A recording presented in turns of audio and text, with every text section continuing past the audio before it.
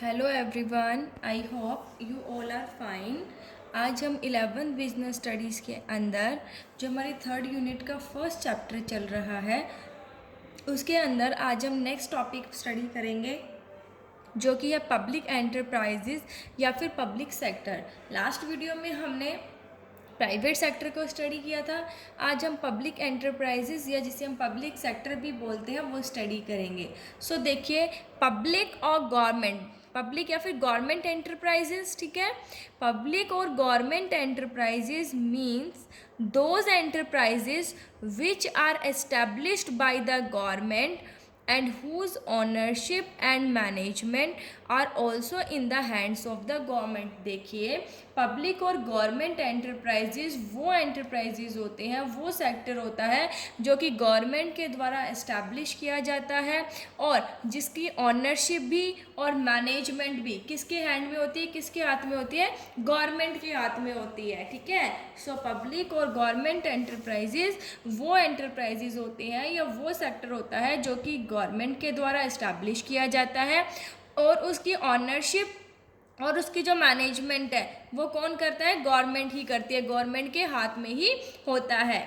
अब देखिए, these enterprises are either entirely owned by the government और their maximum ownership lies with it. देखिए, ये जो एंटरप्राइजेज होते हैं या तो कम्प्लीटली ही ओनरशिप इसके ऊपर गवर्नमेंट की होती है या जो मैक्सिमम जो ऑनरशिप होती है ना वो गवर्नमेंट की होती है।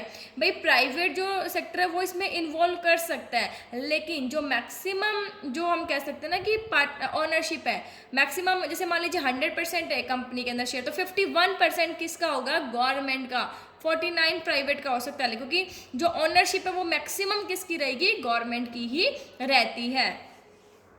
These are known by the name of state enterprises, public enterprises, public sector undertakings, government undertakings etcetera. इन्हें डिफरेंट नेम से जाना जाता है। इन्हें हम स्टेट एंटरप्राइजेज भी कहते हैं, पब्लिक एंटरप्राइजेज भी कहते हैं, पब्लिक सेक्टर अंडरटेकिंग भी कहते हैं, गवर्नमेंट अंडरटेकिंग्स भी कहते हैं, ठीक है। ये कहता है only those government concerns are called public enterprises which undertake economic और बिजनेस एक्टिविटीज़। ओनली उन्हीं एंटरप्राइजेज को गवर्नमेंट जो है, ठीक है, गवर्नमेंट जो कंसर्न्स है, ठीक है, उनको पब्लिक एंटरप्राइजेस कहा जाएगा। देखिए, उन गवर्नमेंट कंसर्न्स को पब्लिक एंटरप्राइजेस कहा जाएगा जो कि इकोनॉमिक और बिजनेस एक्टिविटीज़ कर रहे हैं। अब गवर्नमेंट हॉस्पिटल है, क्या वो बिजनेस एक्टिविटीज़ करते हैं, बताओ, इकोनॉमिक एक्टिविटी करते हैं, नहीं करते हैं ना, तो उनको हम पब्लिक सेक्टर जो एंटरप्राइजेज है या पब्लिक जो एंटरप्राइजेज बोलते हैं, पब्लिक सेक्टर बोलते हैं, हम उनमें हम इन्वॉल्व नहीं करेंगे। इनके अंदर हम ओनली उन्हीं गवर्नमेंट कंसर्न्स को इंक्लूड करेंगे जो कि इकोनॉमिक एक्टिविटीज़ कर रहे हैं, बिजनेस एक्टिविटीज़ कर रहे हैं, ठीक है। जैसे कि इंडियन ऑयल कॉरपोरेशन लिमिटेड है, जो महानगर टेलीफोन निगम लिमिटेड है जिसे आप MTNL भी कहते हो, ये गवर्नमेंट जो है वो कंसर्न्स है। पब्लिक जो एंटरप्राइजेज है उन्हें हम ये कह सकते हैं, ठीक है। सो पब्लिक एंटरप्राइजेज आपको समझ में आ गया होगा। अभी हम इसके फीचर्स स्टडी करेंगे कि पब्लिक एंटरप्राइजेज के फीचर्स क्या क्या होते हैं। सो सबसे पहला है स्टेट ऑनरशिप। देखिए, स्टेट ऑनरशिप क्या है कि the ownership of the government enterprises is either entirely with the central government, state government और लोकल गवर्नमेंट और इज हेल्ड ज्वाइंटली। जो गवर्नमेंट एंटरप्राइजेस की जो ओनरशिप होती है वो या तो कम्प्लीटली सेंट्रल गवर्नमेंट के हाथ में होती है या स्टेट गवर्नमेंट के हाथ में या लोकल गवर्नमेंट के या फिर ज्वाइंटली, ठीक है। यहाँ पर स्टेट गवर्नमेंट, स्टेट का मतलब ओनली स्टेट गवर्नमेंट नहीं है बल्कि सारी गवर्नमेंट्स, ठीक है। There can be partnership of the private sector in the public enterprises, but the government must have 51% of the share capital।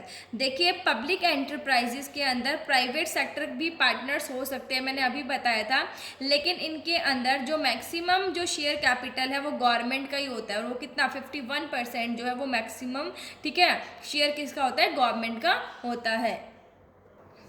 Next देखिए, स्टेट कंट्रोल। जो कंट्रोल है वो किसका रहता है, देखिए, the management of ownership of the public enterprises are in the hands of government.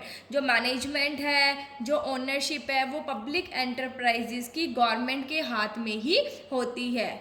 Next है financial freedom. देखिए, फाइनेंस मतलब कहाँ से ले सकते हैं, फाइनेंशियल फ्रीडम कहाँ पे होती है उन्हें, तो देखिए the financial needs of the public enterprises are met through the investment of capital by the government. देखिए जो फाइनेंशियल नीड है पब्लिक एंटरप्राइजेज की वो कहाँ से पूरी होती है, जो गवर्नमेंट कैपिटल इन्वेस्ट करती है, ठीक है, वहीं से पूरी होती है। लेकिन पब्लिक से भी पैसा ले सकती है पब्लिक एंटरप्राइजेज, उनके ऊपर कोई भी बैन नहीं है। देखिए however they have been permitted to fulfil their financial needs by obtaining capital from the public. अगर उन्हें ज़रूरत है इन पब्लिक सेक्टर को तो वो अपनी ज़रूरतों को पब्लिक से भी कैपिटल ले, मतलब अपनी ज़रूरत तो जो है, कौन सी ज़रूरत, फाइनेंशियल नीड जो है उनको पब्लिक से भी ले सकती है, पब्लिक से भी पैसा ले सकती है, उसके अंदर कोई रेस्ट्रिक्शंस नहीं होती है। नेक्स्ट है सर्विस मोटिव, कहते the chief purpose of the establishment of the government enterprises is to serve society. अब गवर्नमेंट एंटरप्राइजेज है तो उसका मेन ऑब्जेक्टिव क्या होगा, सोसाइटी का सर्व करना, सोसाइटी का वेलफेयर करना, ठीक है।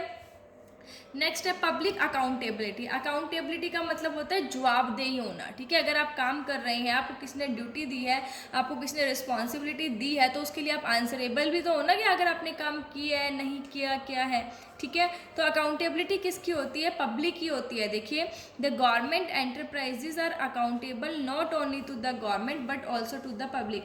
अब ये नहीं है कि गवर्नमेंट एंटरप्राइजेज है तो गवर्नमेंट को जवाब देना पड़ेगा ओनली, नहीं, बल्कि पब्लिक को भी देना पड़ता है, पब्लिक के लिए भी अकाउंटेबल होते हैं गवर्नमेंट एंटरप्राइजेज। नेक्स्ट है मोनोपोली इन फ्यू सेक्टर्स। कुछ सेक्टर्स में मोनोपोली होती है। देखिए the public enterprises have a monopoly in some sectors. Monopoly होता है एकाधिकार, ठीक है, जिसको और कोई यूज़ नहीं कर सकते, मतलब जिनके पास वो चीज़ है ही नहीं। तो देखिए monopoly means that some particular industries can be establish only in the public sector. की मोनोपोली का मतलब क्या है कि कुछ पर्टिकुलर इंडस्ट्रीज है ना वो only public sector he establish कर सकती है, प्राइवेट नहीं कर सकती है, ठीक है। ओनली एंड ओनली जो उसका हक है, जो उसका एकाधिकार है, वो किसके पास है, पब्लिक सेक्टर के पास है। जैसे रेलवे है, पोस्ट एंड टेलीग्राफ सर्विसेज है, ये किसके पास है, गवर्नमेंट के पास है, ठीक है। सो कुछ सेक्टर्स में मोनोपोली होती है, इनकी एकाधिकार होता है। फिर कहते हैं useful for all the sectors. जो पब्लिक एंटरप्राइजेज है वो सिर्फ किसी एक सोसाइटी के पार्टिकुलर सेक्शन को नहीं उनका वेलफेयर करते, बल्कि सभी को इक्वल करते हैं, सभी के लिए इक्वल बेनिफिशियल है। अब हमारा जो पोस्ट डिपार्टमेंट है वो ये तो नहीं है ना कि एक सेक्शन को तो सर्विस प्रोवाइड करा, दूसरों को नहीं करा, सभी को सेम सर्विसेज प्रोवाइड की जाती हैं, ठीक है। तो जो पब्लिक सेक्टर है वो सभी सेक्टर्स के लिए यूजफुल होते हैं। सो ये थे हमारे कुछ फीचर्स, ठीक है। हमने पढ़ा पब्लिक जो सेक्टर है जिसे हम पब्लिक अंडरटेकिंग्स भी बोलते हैं, गवर्नमेंट एंटरप्राइजेज भी बोलते हैं, क्या होता है और उसके फीचर्स। आई होप आपको समझ आ गए होंगे। Thank you, stay safe, stay home.